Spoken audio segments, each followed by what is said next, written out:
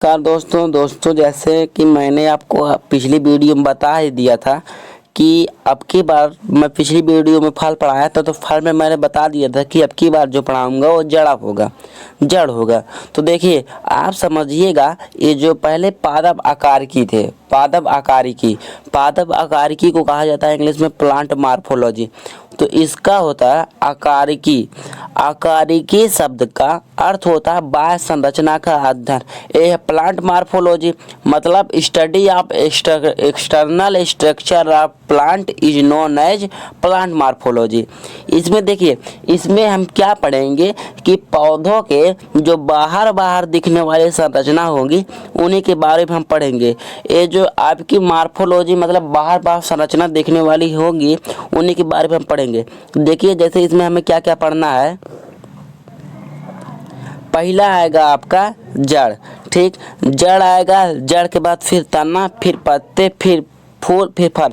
लेकिन हमने क्या कर दिया, यही उल्टा कर दिया था। इसके लिए मैं आपसे माफ़ी मांगता हूँ। मैं आपको पहले फल पढ़ा दिया हूँ, इसके बाद आपको जड़ पढ़ाऊँगा, जड़ के बाद फिर तना, फिर पत्ती और फिर फूल, ठीक। इससे जो है आपको जब प्लांट मार्फोलॉजी ख़त्म हो जाएगा उसके बाद आगे बताऊँगा कि उसके बाद क्या पढ़ाना है। उससे पहले मैं आपको बायोलॉजी, आप हमारे अगर बायोलॉजी के सभी वीडियो को देखना चाहते हैं तो हमारे चैनल की प्लेलिस्ट में जाइएगा और बायोलॉजी की प्लेलिस्ट में चली जाइएगा। उसमें हम आज तक जितनी वीडियो बनाए हैं सब उसमें है, आप उसे देख सकते हैं। और ऐसा नहीं है, हर एक वीडियो एग्जाम के पैटर्न से बहुत ज़्यादा ज़रूरी है, चाहे वो PYQ हो, चाहे वो किसी और से संबंधित हो। तो चलिए हम आज जड़ के बारे में देखते हैं कि जड़ का निर्माण कहाँ से होता है।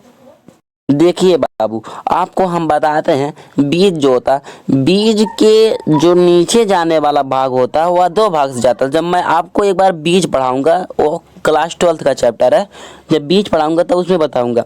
जो बीज होता है इसमें जो ऊपर जाता है उसे हम प्रांकुर कहते हैं, और जो जड़ की तरफ जाता है मतलब जो पृथ्वी के अंदर जाता है उसे हम क्या कहते हैं, मूलांकुर कहते हैं।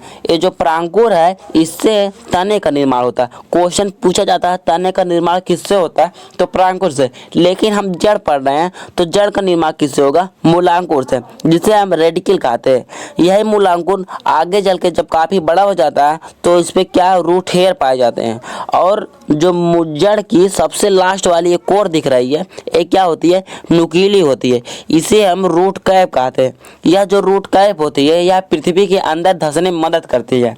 यह जड़ को क्या करती है, पृथ्वी के अंदर लेकर जाती है। तो हम आज इसमें जड़ जो पढ़ रहे हैं, अब जड़ के बारे में समझते हैं कि अगला टॉपिक क्या है। देखिए जड़ के कार्य, यह पौधों को भूमि में स्थिर रखता है। अगर जड़ ना होते तो पौधे क्या होते, गिर जाते। यह मूल रोम, आपको बताया था रूट हेयर अभी बताया, यह मूल रोम तथा जड़ों के कोमल भाग द्वारा जल और घुलित खनिज लवणों को क्या करते हैं, अवशोषण करते हैं। तो हम कहेंगे, कोई यहाँ से पूछेगा कि जड़ में जो मूल रोम होते हैं वह किसका कार्य करते हैं, अर्थात रूट हेयर जो होते हैं वह किसका कार्य करते हैं, तो वह जल और घुलित खनिज लवणों का अवशोषण करते हैं। जो जड़ें होती है अवशोषित जल एवं खनिज लवणों के ऊपर तने की ओर और पत्तियों में संवहन करती हैं, ठीक। जड़ अवशोषित जल एवं खनिज लवणों को ऊपर की ओर तने और पत्तियों में क्या कर देती हैं, भेज देती है। इसके बाद कुछ जड़ें अपने अंदर भोज्य पदार्थों का संग्रह कर लेती हैं। ये जो भोज्य पदार्थों का संग्रह कर लेंगी अर्थात क्या हो जाएंगी, मोटा हो जाएंगे। प्रतिकूल परिस्थितियों में इन संचित भोज्य पदार्थों के द्वारा उपयोग करेंगे। जैसे आप समझिए, जब भूखमरी टाइप आ गया था उस समय, जब आपकी बात कोविड-19 कोरोना वायरस आया था, तो उसमें क्या थे कि जो राशन था वो फ्री राशन बंटने लगा था। तो क्या किया गया, तो उसे स्टोर करके रखा गया था कि आने वाली विपत्ति के समय में, ऐसा अगर कभी समय आया कि सूखा पड़ जाए या बाढ़ आ जाए, तो हमारा जो स्टोर हुआ राशन रहेगा वो दे दिया जाएगा जनता के, जिससे आने वाले अकाल परिस्थितियों में कोई दिक्कत ना पड़े। ऐसे इसी प्रकार जो जड़ होती है ये बहुत चालाक होती है। कुछ जड़ जो अपनी जब उनकी अनुकूल परिस्थिति रहेगी तो उस समय भोज्य पदार्थों को रख लेंगी, तथा जब प्रतिकूल परिस्थितियाँ आएगी तो उन्हीं का ये उपयोग करती हैं। इस लाइन का यही मतलब समझिए। जड़ की विशेषता, जड़ जो होता है पौधों के अक्ष का अवरोही भाग है जो मूलांकुर से विकसित होता है।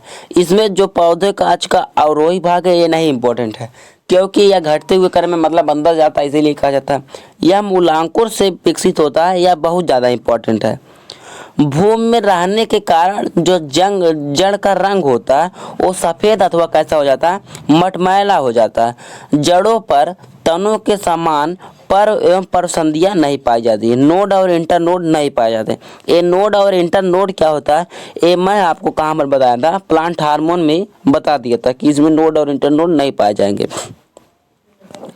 अब समझिए, हम पौधों की वृद्धि समझते हैं। ठीक, क्या समझेंगे, पौधों की वृद्धि। पौधों की जो वृद्धि होती है ये देखिए 3 प्रकार से होती है। पहला है धनात्मक गुरुत्वानुवर्ती, और दूसरा है धनात्मक जलानुवर्ती, और तीसरा ऋणात्मक प्रकाशानुवर्ती। आप इसमें समझिए, जो धनात्मक पॉजिटिव जियोट्रॉपिक है इसका क्या मतलब है, एक गुरुत्वाकर्षण की ओर जाती है, मतलब जहाँ पर धनात्मक दे देगा उसी की ओर जाएंगी, अर्थात जमीन के अंदर जाती हैं तो ये क्या होंगे, गुरुत्वानुवर्ती ही, धनात्मक गुरुत्वानुवर्ती। दूसरी बात है, ये जिधर जल भूमि में रहता है ये अंदर जाती है, और प्रकाश तो ऊपर रहता है इसीलिए क्या जाती है, अंदर होती है, बाहर नहीं होती है। इसीलिए इसे क्या कहेंगे, ऋणात्मक प्रकाशानुवर्ती। यह क्या करती है, ये प्रकाश से दूर भागती है। और धनात्मक गुरुत्वानुवर्ती गुरुत्वाकर्षण की ओर जाती है, और किसकी ओर जाती हैं, जल के ओर जाती हैं। इसके बाद हम जड़ों के प्रकार को समझ लेते हैं। जड़ मुख्यतः जो होती है 3 प्रकार की होती है। पहली होती है मूसला जड़, और दूसरा है रेशेदार जड़, तीसरा है अपस्थानिक जड़। इनके बारे में पहले हम थोड़ा थोड़ा आपको बता दे रहा हूँ कि ये क्या है। देखिए, मूसला जड़ में ये जो मोटी वाली जड़ आपको दिख रही है इसे हम प्राथमिक जड़ कहेंगे। ठीक, इसके बाद इससे क्या निकली है, द्वितीयक जड़ निकली हुई है। द्वितीयक जड़ के बाद आपको एक बात और निकली, इसमें जो छोटे छोटे रूट हेयर दिख रहे हैं ये क्या रहे, इसे हम तृतीयक जड़ कहेंगे। तो इसमें हम कहेंगे जो इसमें प्राथमिक जड़ होता है वो पूर्ण रूप से विकसित होता है। लेकिन अब हम बात इसमें करते हैं रेशेदार जड़ में। तो रेशेदार जड़ में आपको दिख रहा है कि कौन प्राथमिक जड़ कहाँ से निकली हुई है। तो इस जो रेशेदार जड़ होता है इसमें पता ही नहीं चलता कि कौन प्राथमिक जड़ है कौन द्वितीयक जड़। अभी इसके बारे में हम डिटेल से पढ़ा रहे हैं। और अपस्थानिक जड़ एक क्या, फाल्स रूट होती है। आपको बताया था, अभी मैं बताया हूँ कि जड़ का निर्माण कहाँ से होता है, तो मूलांकुर से होता है।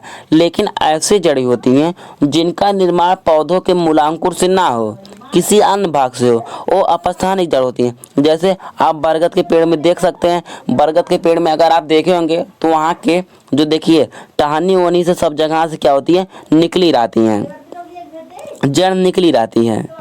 समझिए, मूसला जड़ इस प्रकार की जड़, ठीक, इस प्रकार की जड़ मूलांकुर से विकसित होती है, एक मुख्य जड़ का निर्माण करता है। ठीक, मूसला जड़ के चारों तरफ पार्श्व शाखाएं पाई जाती है। आप ये चित्र देखिए और सब बता डालेंगे, जिन्हें हम द्वितीयक जड़ कहते हैं।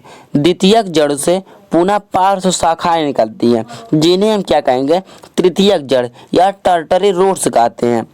इस प्रकार ये सब मिलकर क्या बनाती है, मूसला जड़ तंत्र बनाती है। और आपको बता दूं कि मूसला जड़ तंत्र उन्हीं में पाए जाते हैं, ऐसे पौधे होते हैं जो द्विबीजपत्री पौधे होंगे उन्हीं में मूसला जड़ तंत्र अधिकांश होकर के पाई जाती है। अब कुछ अपवाद के रूप में आ जाए तो उसकी बात अलग है। देखिए, मूसला जड़ में आपका क्या क्या आता है, एक है आम, मूंगफली, चना, मटर। याद कर लीजिएगा, आम, मूंगफली, चना, मटर। अगर आप आम का पेड़ काटे होंगे, उसका सोर निकाले होंगे तो सोर को हम क्या कहेंगे, जड़ कहेंगे। तो आप देखे होंगे पहले बड़ा जड़ निकल रहता है, फिर उसके बाद वहाँ से दूसरी जड़, फिर वहाँ से रूट हेयर निकले रहते हैं। चलिए अब हम आगे समझते हैं कि अगला टॉपिक क्या है। ये टॉपिक जो डिफ़िकल्ट होता है आपको मॉर्फोलॉजी में यही से दिक्कत मिलता है जब हम मोडिफिकेशन की बात करते हैं। मोडिफिकेशन में क्या होता है, जैसे आप समझिए आदमी जब होते हैं, जब मनुष्य अपनी माता की गर्भ से निकलते तो सब एक प्रकार के रहते हैं। ठीक, जब सब एक प्रकार रहते हैं, यहाँ पर आने के बाद कुछ लोग ज़्यादा पढ़ने में दिमाग लगाते हैं, कुछ लोग ज़्यादा खाने पीने में दिमाग लगाते हैं, कुछ लोग दुबले पतले हो जाते हैं, कुछ लोग मोटे हो जाते हैं। तो इसी प्रकार से जो आपकी मूसला जड़ को रूपांतरण को कुछ इसी प्रकार से हुई है। मूसला जड़ में क्या होता है, कुछ मूसला जड़े में खाद्य पदार्थ का संचय करके मोटी तथा मांसल हो जाती है। ठीक, तथा इस कारण इनकी आकृति भी बदल जाती है, बिल्कुल आकृति बदल जाएगी। आकृति के आधार पर मूसला जड़ को विभिन्न नाम से जाना जाता है। अब जितना स्टोर करे रहेंगे उसी के हिसाब से इनकी क्या रहेगी, आकृति रहेगी। तो समझिए, पहला आपका था तर्क रूपी। तर्क रूपी समझिए, इस प्रकार की मूसला जड़ें मध्य में फूल जाती हैं तथा आधार एवं शीर्ष पे क्या हो जाती है, पतली हो जाती हैं। इसका उदाहरण आप याद करेंगे तो मूली जो है बहुत बेस्ट इसका उदाहरण है। मूली में आप जैसे कि देख ले रहे हैं कि मूली में क्या हुआ है, पहले तो बीच में क्या फूला है और यहाँ पर क्या हो गया है, पतला हो गया है। इसके हम और रूपांतरण को देखते हैं। दूसरा है शंकु रूपी। आप मैथ में पढ़े होंगे, काहे कि आप तो 11 में आकर बायो लिए होंगे, 10 में मैथ पढ़े होंगे। शंकु रूप में जो शंख होता है उसका आकार कुछ इस प्रकार होता है। इस प्रकार की मूसला जड़ें आधार की ओर मोटी तथा नीचे की ओर क्रमशः पतली हो जाती हैं। ठीक, जो उनका सिर रहेगा वो कैसा हो जाएगा, मोटा हो जाएगा और नीचे आकर वो पतली हो जाती है। इसीलिए जो गाजर होता है उसे हम क्या कहेंगे, मूसला जड़ के तौर पर। काहे कि गाजर में भी आप देख रहे हैं रूट हेयर निकले हुए हैं। इसके बाद आता है कुंभ रूपी।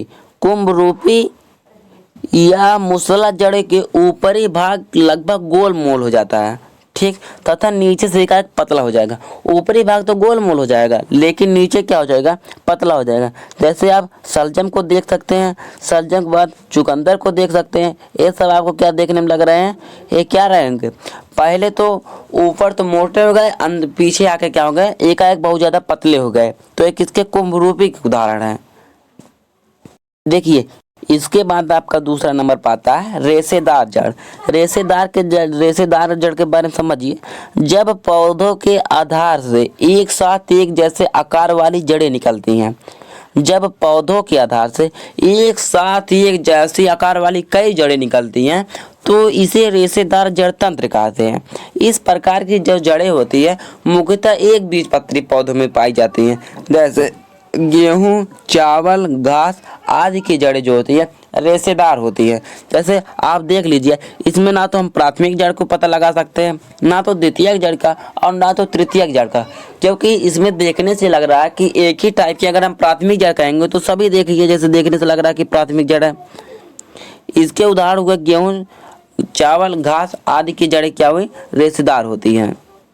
देख लीजिए, जैसे कि आपको इसमें से कहीं पर भी दिख नहीं रहा है कि कौन सी जड़ें कहाँ पर है, ना तो इसमें दिख रहा है, ना तो इसमें, ना तो इसमें। देखिए, उसमें कोई भी मॉडिफिकेशन नहीं हुआ। आगे चल के आप क्या, ये अपस्थानिक जड़। अपस्थानिक जड़ को समझिए, इस प्रकार की जड़ मूलांकुर के अतिरिक्त पौधों के किसी अन्य भाग से विकसित हो जाती हैं, जिन्हें हम क्या कहते हैं, अपस्थानिक जड़। जैसे आप समझिए, अगर गार्जियन की बात, अगर घर में एक गार्जियन रहता है, गार्जियन की बात अगर सब लोग मानते हैं तो उन्हें नियमित कहते हैं, और जो नहीं मानते उन्हें क्या कहते हैं, अपवाद में निकल गया। तो ऐसे उसे कहेंगे कि ये असत प्रकार का, मतलब उनके घर का एक असत रूप है, ये उनका असत एक नागरिक है। तो ये समझिए, जो अपस्थानिक जड़ होती थी ये मुख्यतः दो प्रकार की हैं। एक है स्तंभ मूल और दूसरा है अस्तंभ मूल। स्तंभ मूल को इंग्लिश में हम प्रोप रूट्स कहते हैं और अस्तंभ मूल को हम स्टेल्ट रूट कहते हैं। तो चलिए हम समझते हैं स्तंभ मूल क्या है, जैसे कि नाम से भी स्पष्ट है, और अस्तंभ मूल क्या है। देखिए, जो स्तंभ मूल है, कुछ पौधों की शाखाएं अनेक जड़ से निकली होती हैं। जैसे आपको देख रहे हैं, जो मोटी होकर भूमि में प्रवेश कर लेती हैं। एक जड़ कहाँ से निकली है, जड़ से, तने से निकली हैं, अनेक जड़ें से निकलती हैं, शाखा से निकली हैं और कहाँ मोटी होकर कहाँ पर प्रवेश कर रही हैं, जड़ में प्रवेश कर ले रही हैं। इस प्रकार से वृक्षों के लंबी और मोटी शाखाओं को क्या कहती है, सहारा प्रदान करती है। जैसे आपके अगर गांव या शहर में कोई पुराना, ज़्यादा शहर में तो नहीं, गांव में ज़्यादा देखने को मिलेगा, कोई पुराना अगर बरगद हो, बरगद का पेड़, तो आप वहां पर जाएंगे तो देखने को मिलता है। इस प्रकार की जड़ी स्तंभ मूल कहलाती है। मतलब ये देखिए एकदम सीधे टाइप स्तंभ के रूप में है, इसीलिए इसे हम क्या कहेंगे, स्तंभ मूल जड़। जो स्तंभ मूल जड़ है, इसका उदाहरण सबसे बढ़िया उदाहरण होता है बरगद। और देख लीजिए, आपको जैसे कि फिगर में भी सब बहुत अच्छे से दिखाई दे रहा हो। और बता दें कि अपस्थानिक जड़ जो होती थी पहला तो हो गया स्तंभ जड़ और दूसरा अवस्थम्भ जड़। समझिए अवस्थम्भ जड़ क्या था, सिर्फ आप नाम समझिए बस। इस प्रकार की जड़ मुख्यतः तने के आधार, मतलब ये मान लीजिए तना है, तने के आधार के समीप से निकलकर भूमि में तिरछा प्रवेश करती थी, मतलब इस टाइप कुछ प्रवेश करती थी। ठीक, इसका उदाहरण आप देखे होंगे मक्का, गन्ना आदि जो है इसके उदाहरण। देखिए ये कहाँ से निकली है, तने के आधार से निकलकर कैसे प्रवेश की है, तिरछा प्रवेश की है। इसे हम क्या कहते हैं, अवस्थम्भ मूल। जैसे कि आपको इसमें किसमें दिख रहा है, गन्ना में भी ये देखने के लिए मिलता है, मक्का में भी देखने के लिए मिलता है। समझिए अब हम आपको समझा रहे हैं, एक है न्यूमेटोफोर। देखिए ये जो न्यूमेटोफोर है इससे भी कई बार क्वेश्चन पूछे जाते हैं। तो आप राइजोफोरा सुंदरी, मतलब हम ऐसे पौधों की बात करें जो दलदली स्थान पर उगते हैं, वो भूमिगत मुख्य जड़ों से विशेष प्रकार की जड़ें निकलती है। उनकी भूमिगत मुख्य जड़ से विशेष प्रकार की जड़ें निकलती हैं, जिसे हम न्यूमेटोफोर कहते हैं। एक खूंटी की आकार की होती है जो ऊपर से वायु में निकलती है। इनके ऊपर से अनेक छोटे छोटे छिद्र होते हैं जिन्हें हम न्यूमेटोड्स कहते हैं। ये राइजोफोरा सुंदरी आदि इसके उदाहरण। देखिए इसके उदाहरण आप देख सकते हैं कि ये क्या हुई है, वायु की ओर वायुमंडल में निकली हुई है। तो ये ज़्यादातर यही पूछता है कि न्यूमेटोफोर का उदाहरण बताइए। तो राइजोफोरा और सुंदरी दो दलदली स्थान में पौधे उगने वाले, इन्हें याद कर लीजिएगा। तो देखिए हमारा जो थ्योरी सेक्शन था यहीं पर कंप्लीट होता है। अब हम PYQ देख लेते हैं। पहला क्वेश्चन है कि मूलांकुर से विकसित होने वाली जड़ कहलाती है। मूलांकुर से विकसित होने वाली जड़ क्या कहलाती है? ऑप्शन एक है तंतुमय जड़, ऑप्शन बी है मूसला जड़, ऑप्शन सी है श्वसन मूल और ऑप्शन डी क्या है आपका, अपस्थानिक मूल। तो बताइए इसमें से कौन सा सही हो जाएगा? इसका सही हो जाएगा बी वाला ऑप्शन। इसके बाद अगला क्वेश्चन, निम्नलिखित में से कौन सा एक जड़ नहीं है? आलू, शकरकंद, गाजर, मूली। तो जो आलू है ये आपका तना है जिसे हम जड़ नहीं कहते हैं। अवस्थम्भ मूल पाई जाती हैं। तो अवस्थम्भ मूल आपको बताया था कि वो तने से निकलती है और कहाँ पर, भूमि में तिरछा प्रवेश कर जाती हैं। अवस्थम्भ मूल कहाँ से निकलेंगी? तने से निकलेंगी और भूमि में तिरछा प्रवेश कर जाती है। तो एक गन्ना में, इसका सही आंसर क्या हो जाएगा? गन्ना। ना तो चावल में, ना तो मूंगफली में, ना तो चने में। समझिए दिया अस्तंभ मूल है। तो अस्तंभ मूल जो थे अपस्थानिक जड़ के प्रकार थे। एक था अस्तंभ मूल, दूसरा था अवस्थम्भ मूल। इसमें तब आपका डी वाला सही हो जाएगा। अस्तंभ मूल पाई जाती हैं, अस्तंभ मूल बरगद में पाई जाती हैं। जड़ें विकसित होती है, ऑप्शन ए है परांकुर से, ऑप्शन बी है मूल अंकुर से, ऑप्शन सी है तने से और ऑप्शन डी है पत्ती से।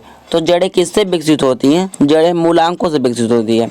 इसे याद करने के लिए आप समझिए, मूल मतलब जड़ ही होता है और अंकुर मतलब विकसित होना। तो मूलांकों से क्या विकसित होंगे? जड़ विकसित होंगे। देखिए अगला क्वेश्चन दिया शंकुरूपी जड़ है। तो आपको बताया था शंकुरूपी जड़ में क्या आपको बताया था कि उनका जो आकार रहेगा कुछ शंकु के आकार का रहेगा। तो शंकुरूपी जड़ में आपको गाजर बताया था। निम्नलिखित में से कौन सा कुंभ रूपी जड़ है? ऑप्शन ए है मक्का, ऑप्शन बी है गाजर, ऑप्शन सी है मूली और ऑप्शन डी है चुकंदर। तो आपको बताया था कुंभ रूपी जड़ क्या होंगे, ऊपर जो होंगी मोटी होंगी और एक क्या हो जाएंगी, पतली हो जाएंगी। तो ऐसा आकार किसका होता है? तो चुकंदर का होता है। जो चुकंदर इसमें हमारा सही हो जाएगा। अगला क्वेश्चन है तर्क रूप जड़ का उदाहरण। समझिए तर्क रूप जड़ का उदाहरण हमें देना है। ऑप्शन ए है गाजर। तर्क रूपी जो जड़ का उदाहरण है वो मूली है, और ना तो बरगद है ना तो गन्ना है। कौन है? मूली है। अगला क्वेश्चन है निम्नलिखित में से सही मिलान करना है। देखिए ये अक्सर ऐसे क्वेश्चन सीटेट में पूछे जाते हैं। तो मैं बताता हूँ कि इसे कैसे मिलान करता है। अस्तंभ मूल आपको पता है कि बरगद के वृक्ष में है। मिला दीजिए सी का पहला। तो अब मिलाइए इसमें सी का पहला दिया किसमें है? तो सी का पहला आपको दो ऑप्शन मिल गए। पहला ऑप्शन दिया है, दूसरा और तीसरा दोनों में सी का पहला दिया है। और एक आध दो कन्फर्म हो उसे भी लगा दीजिए। मूसला क्या बताए थे आपको? अस्तंभ मूल बता दिया, अवस्थम्भ मूल भी बताया। अवस्थम्भ मूल आपको बताया गन्ने से निकल कर कहाँ पर, तिरछा भूमि पर प्रवेश कर जाएंगे। तो एक गन्ने में सही हो जाएगा।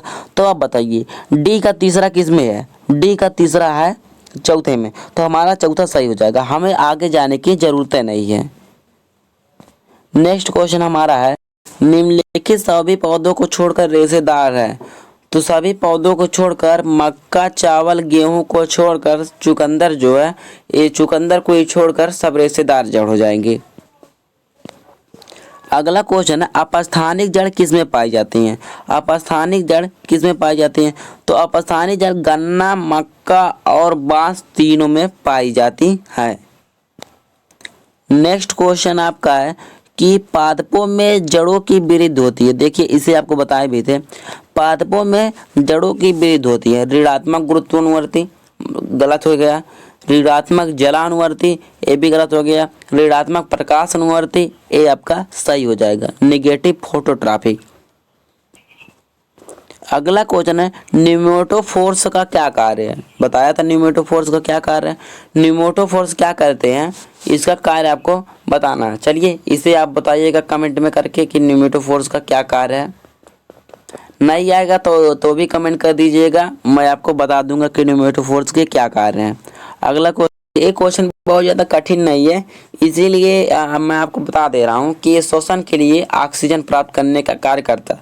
ना तो पौधों से जानवरों से सुरक्षा करता है, परागकण के लिए पौधों की मदद नहीं करता, पौधों को सीधा खड़े होने में मदद नहीं करता, ये सिर्फ श्वसन के लिए ऑक्सीजन की प्राप्ति करता है।